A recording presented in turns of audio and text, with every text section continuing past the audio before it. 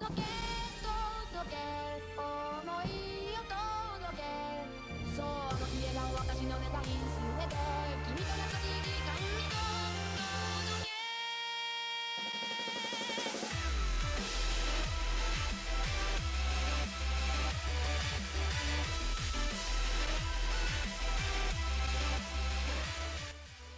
Hey guys, Pilgrim from AB here. Welcome back to my anime reviews. Basically, every week I'll try to watch an anime or rewatch an anime, then review you guys. Like I've said before, anime like One Piece, Bleach, and Fairy Tail will probably not be reviewed, as they take me way too long to get into the story, and I do not want to do that, so let's move on.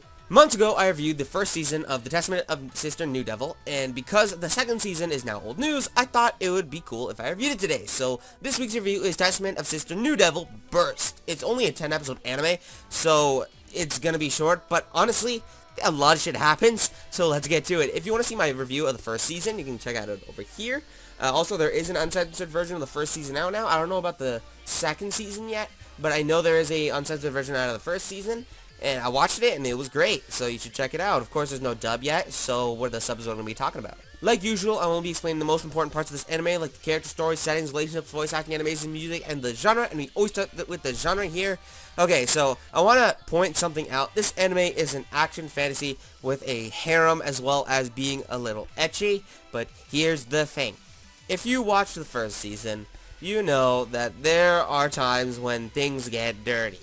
And usually these parts are censored, just like in this season. But weirdly, I can remember a few points where there was nudity. And when I say nudity, I mean boobs and nipples. Since all vaginas are censored almost at all times, I do consider this hentai of some sorts, so viewer discretion is advised. Also, they censored some of the makeout scenes, which was weird to me. But I mean, to each his own. Now for the setting, it's Japan, I mean, or else would it be? Although there are a few special things about this world. There are humans like in any anime, but in hiding away from humans are demons, monsters, and even heroes as well. Demons and heroes look like humans, but demons can come in all shapes and sizes like monsters. Demons stay in the demon realm, and heroes stay in the hero's village, but for most of the season, they are in the demon realm. Now for the characters. Last season we started and covered with 4 characters, and it's funny because there are a few new main characters that were added, but I have barely anything to say about them since they weren't super important, so I will not be talking about them, and I won't be talking about any of the characters today. So if you want to check out my previous review of the first season, if you actually really want to know more about these characters, that's what you gotta go do, because I'm not going to talk about them today. Now for the story. So last season we went over how Mio and the others are all now fucking Basara or something, and now it's gotten to the point where it looks like Basara is creating a tiny little army, which has one of the demon lords, Ramsus, call upon Mio and the others to meet, and then they end up in some sort of tournament and with the reigning demon lord, and like fighting Leonhardt to see who gets ownership of Mio or the demon realm or something.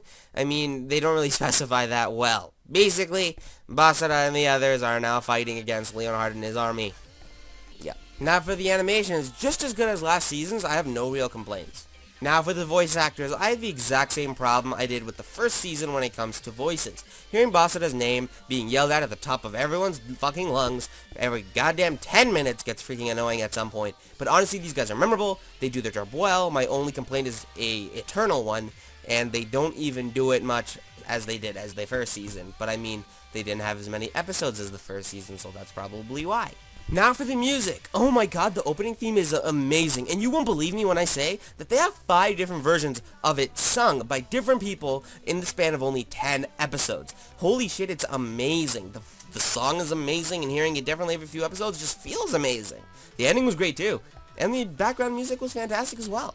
Now, as a rating, I'll split it up into 5 different categories: the voice acting, animation, story, characters, and overall enjoyability. And you always start with the voice acting here. 17 out of 20. Like I've said before, these voices are memorable. They fit who they played, but the same problem is consistent from the first season. Hearing Basara over and over and over again and gets old. Really old.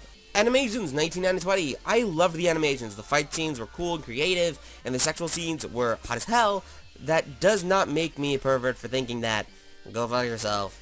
The one problem I have, though, which again stems from the first season, is that they censored too much. I mean, why would you censor kissing? That's weird.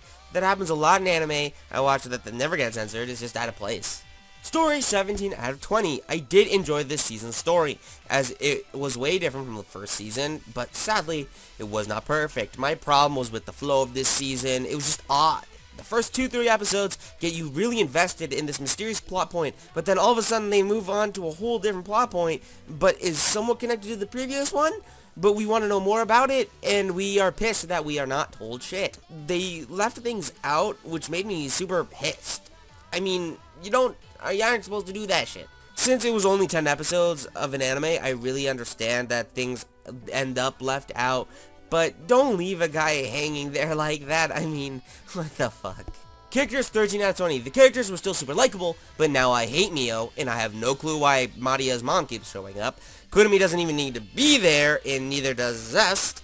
I still like Basara, Yuki, and Lars a lot, and Basara's dad is so goddamn cool, and that I wish he was the main character. I would watch a whole spin-off anime just based on him, literally. Some characters don't need to be there, and are completely useless this season, but the antagonist this season was actually interesting. I'll stop there, to avoid spoilers. Enjoyability, 14 out of 20. I can say for sure that I enjoyed this season, but there are a few problems that I had. The plot just felt rushed. The ending was exactly like the first season. Some characters were just so useless. I wonder why they were even there. Some characters were introduced so suddenly that the flow started getting really disrupted. And it just started feeling weird, and the overall feel of this season was just not as amazing as the last. I kept up with every episode of the first season when it was coming out every week. But when this anime started happening, I kept falling behind by like 2 episodes every once in a while. Sure, I was in school, but I made time for other anime, which proves that I just didn't feel attached enough to this anime to watch it every week. Now this is where we usually decide if it was better or equal to the first season by any terms. I honestly feel like I'm in the middle. There are some things that the first season does better and the second season does better, but overall I believe it was on par with the first season, if not just a little bit worse. Overall score, 80 out of 100, 80%. Yes, I am watching an uncensored version when it happens. I am the telling the truth kind of person, unlike you inside your soul who was saying to yourself out loud that you are not going to, but you are actually going to while everyone else is asleep in your home. Anyway, great for this anime. I hope you enjoyed the video. In the description there should be a link to watch it on Crunchyroll if you have a subscription, I think. I don't know yet if they've changed some stuff depending on where you live. Thank you guys for watching. It's gotta be maybe out. See you guys next time.